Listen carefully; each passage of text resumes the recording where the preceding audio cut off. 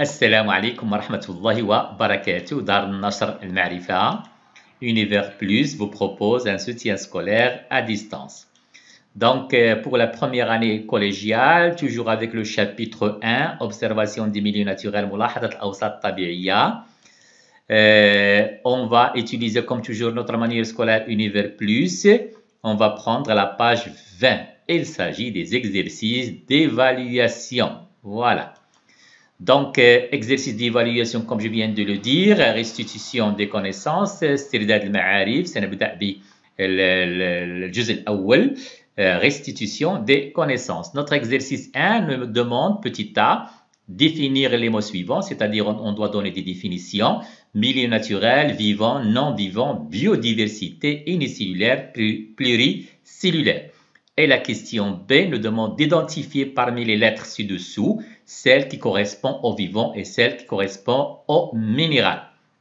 إذا السؤال petit a كيطلب مني نعطي تعريف لهذه المصطلحات، هذه الكلمات بطبيعة الحال: ميليو ناتورال وسط طبيعي، فيفون كائن حي، نون فيفون عنصر غير حي، بيوديفرسيتي أشرت إليها سابقا خلال فيديو سابق. Biodiversité, c'est un mot composé de deux parties, bio et diversité. Bio, ça veut dire الحياة, diversité, تنوع. Unicellulaire, c'est aussi un mot composé de deux parties, uni, وحيد, cellulaire, الخلية. Pluricellulaire, pluri, c'est-à-dire plusieurs. Alors que petit b nous demande tout simplement d'identifier parmi les lettres, comme vous le constatez, si l'élément, bien sûr, est vivant ou non vivant. Donc, pour l'âne, bien sûr, elle est vivant. Bien sûr, A, B, C, voilà.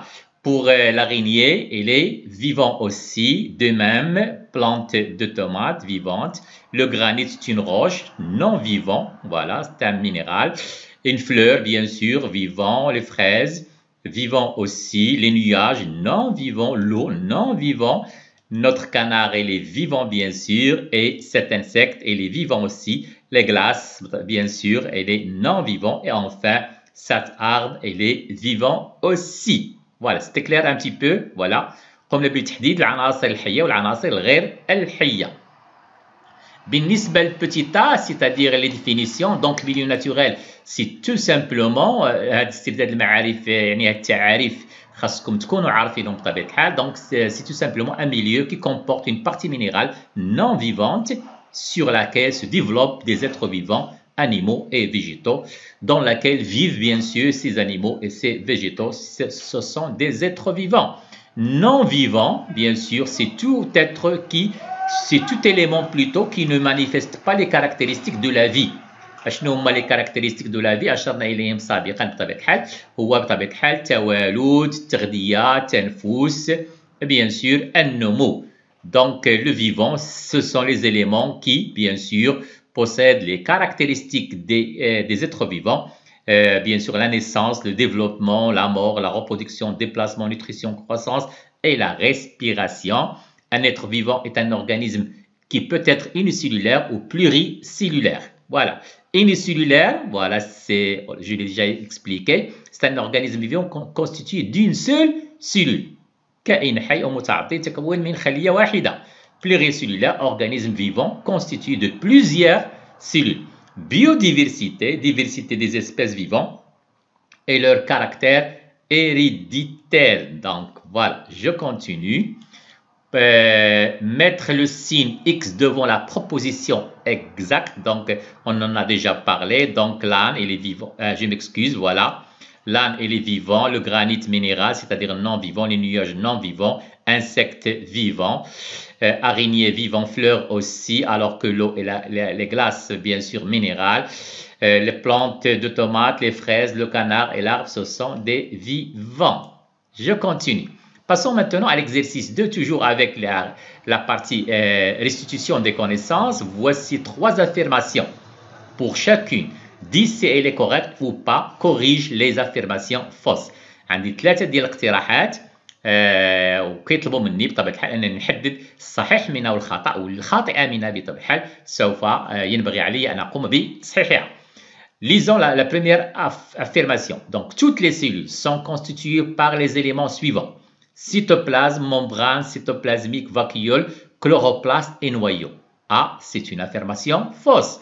Tout simplement, pourquoi? Parce que les cellules animales ne possèdent pas de vacuole et ne possèdent pas de chloroplaste. C'est clair un petit peu? Voilà, donc elle est fausse. Alors que la deuxième affirmation, les êtres vivants pluricellulaires, les définitions, sont formés de plusieurs cellules, donc elle est exacte, correcte. Troisième affirmation, les pluricellulaires et les unicellulaires sont constitués de cellules formées de noyaux, cytoplasme, membrane cytoplasmique, bien sûr. Toutes les cellules sont constituées de ces trois éléments. جميع الخلايا كيتشكلوا من هذه العناصر الثلاث المشتركة فيما بينهم نواة غشاء cytoplasmique وcytoplasme. Donc c'est correct. Voilà. Donc la première affirmation, comme je l'ai déjà dit auparavant, elle est fausse. On peut la corriger comme suit. Donc toutes les cellules sont constituées des éléments suivants: cytoplasme, membrane cytoplasmique, noyau. Donc j'ai supprimé, j'ai pas cité bien sûr les chloroplastes et les vacuoles. La deuxième et la troisième sont justes. Passons à l'exercice 3, toujours avec la partie restitution des connaissances. La liste des mots suivants ci-dessous regroupe des êtres vivants et des éléments non vivants, substances minérales: eau, limace, sable, mésange, air, verre, guêpe, clou, arbre, fourmi. La question, elle nous demande, voilà, de séparer dans un tableau les êtres vivants des éléments non vivants, c'est-à-dire les substances minérales. Donc l'eau, non vivant; la limace, elle est vivant; sable, non vivant; le mésange, c'est un oiseau, donc il est vivant; l'air, non vivant; le verre, non vivant aussi; la guêpe, vivant; le clou, bien sûr, non vivant; arbre et fourmi, ils sont vivants. Voilà. Donc notre tableau, c'est-à-dire la correction de l'exercice 3, comme je l'ai dit auparavant, les êtres vivants, je l'ai cité, les substances minérales, eau, sable, air, verre, clou. Je continue. Passons maintenant à l'exercice 4, toujours avec la partie restitution des connaissances. Donc, le document ci-contre représente l'unité de structure commune à tous les êtres vivants. Voilà. Nous avons une cellule, plusieurs cellules. Voilà, petit a, la question petit a nous demande d'identifier les éléments numérotés, c'est-à-dire 1, 2 et 3. Donc 1, c'est la membrane cytoplasmique, 2, c'est le cytoplasme et 3, c'est le noyau. Petit b nous demande d'expliquer comment la cellule est considérée comme unité de structure des êtres vivants, animaux et végétaux en même temps. Voilà. Notre correction de l'exercice 4, petit a, je l'ai déjà dit auparavant, 1, membrane cytoplasmique, 2, cytoplasme, 3, noyau. Et bien sûr, une cellule, c'est un être unicellulaire. Plusieurs cellules, un être pluricellulaire. Voilà comme le montre le document présenté dans l'exercice 4. Petit b, on dit que la cellule est l'unité de structure des êtres vivants, tout simplement parce que tous les êtres vivants sont constitués de cellules, soit une cellule ou plusieurs cellules. Dans le cas d'une seule cellule, on parle d'un être vivant unicellulaire. Dans le cas où l'être vivant est constitué de plusieurs cellules, on parle de pluricellulaire. Voilà, c'est clair. Elle a dit unicellulaire, pluricellulaire, elle est claire. Vivant, non vivant, elle est aussi claire. La cellule, bien sûr, les éléments qui constituent une cellule sont aussi clairs. Membrane cytoplasmique, cytoplasme et noyau. Passons maintenant à la partie raisonnement scientifique et communication écrite et graphique. الجزء الثاني بطبيعة الحال الاستدلال العلمي والتواصل البياني والكتابي. Commençons par l'exercice 5. Le document 1 représente un paysage côtier, comme vous le constatez, alors que le document 2 il représente une représentation schématique du paysage du document 1. Voilà, dessin d'élève. Alors, petit a, déterminer les éléments de ce paysage. كيطلبوا مني أنني نحدد ليه شنو هما العناصر اللي كيتشكل منها هذا المنظر الطبيعي. إذا كما تلاحظون هناك 3 عناصر رئيسية. هناك بطبيعة الحال la mer, c'est de l'eau, le sable et la forêt. Voilà. Donc petit b, reporter sur le schéma, document 2, de ce milieu naturel, chaque élément du paysage en coloriant en bleu l'eau. إذا هذا الجزء رقم 1 خصنا نلونوه بالأزرق. بينما la partie 2 خاصنا نلونوها بالاصفر لانه هو le sable. La partie 3 qui représente la forêt et les végétaux en vert. Donc la question elle est simple. Voilà. Donc effectivement les éléments du paysage je l'ai déjà cité auparavant. Le schéma doit comporter les éléments suivants. Donc petit 1 c'est la mer et la lagune. Voilà la partie qui s'appelle la lagune La mer, elle est bien sûr à côté. Donc, on doit la colorier en bleu. Ici, le coloré en gris foncé. Voilà, petit 2, place sableuse, donc en jaune. Et 3, la forêt en vert. On continue, oui, voilà. Exercice 6, et avec sa correction dans ce cas-là. Donc, la photo ci-contre représente un milieu naturel de la savane africaine. Petit a, la question petit a, rechercher et nommer quelques êtres vivants, c'est-à-dire représentés sur notre document. Alors, nous avons la girafe, nous avons le lion, nous avons le tigre, nous avons une gazelle, le zèbre, voilà, et aussi un éléphant, bien sûr, le léopard, le bison. Donc, un certain ensemble d'animaux, il y en a d'autres. Passons à la question B, rechercher et nommer les substances minérales, voilà, naturelles.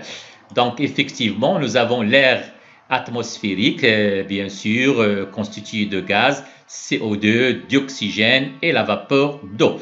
Petit B nous demande, je continue, je m'excuse bien sûr, je n'ai pas complété la correction de la question petit B. Donc, il y a l'air atmosphérique, il y a aussi les constituants minéraux du sol et aussi le sol, voilà. Je continue, voilà. Passons maintenant à l'exercice 7. Voici une photo prise au voisinage d'un village, voilà. Donc, question 1, identifie les différentes composantes de l'environnement présentes sur la photo ci-contre. Comme vous le constatez, nous avons des habitations, voilà, ils sont très clairs, sont nets, on les voit très bien. La végétation, voilà, des oiseaux, voilà, 1, 2, 3, il y en a plusieurs. Et bien sûr, une mare de l'eau ici. Petit b, citez les composantes qui représentent les êtres vivants animaux, les êtres vivants végétaux, les éléments minéraux, les traces d'activité humaine. Donc, notre tableau doit comporter 3 colonnes. Voilà, effectivement, voilà. Donc, notre tableau, comme suit, éléments vivants, éléments minéraux, traces d'activité humaine. La partie éléments vivants, elle est divisée en 2 parties, les animaux et les végétaux. Donc, pour le cas des animaux, on a vu qu'il existe des oiseaux. Les végétaux, ce sont des plantes, voilà. Les éléments minéraux, comme vous le savez très bien, est l'eau, l'air atmosphérique, les éléments minéraux du sol. Certainement, أكيد كاين في التربة بطبيعة الحال. Traces d'activité humaine, on a vu qu'il existe des habitations. Je continue l'exercice 8 cette fois-ci, toujours avec bien sûr استدلال العلمي والتواصل البياني والكتابي. Des élèves ont réalisé des observations de cellules d'épiderme de poireaux au microscope optique. إذا التلاميذ جزء ملاحظة مجهرية لخلايا نباتية بواسطة المجهر الضوئي. L'image ci-contre montre ce qu'ils ont observé. Voilà, ce qu'ils ont observé. Le grossissement, il est fois 300 fois. Petit a.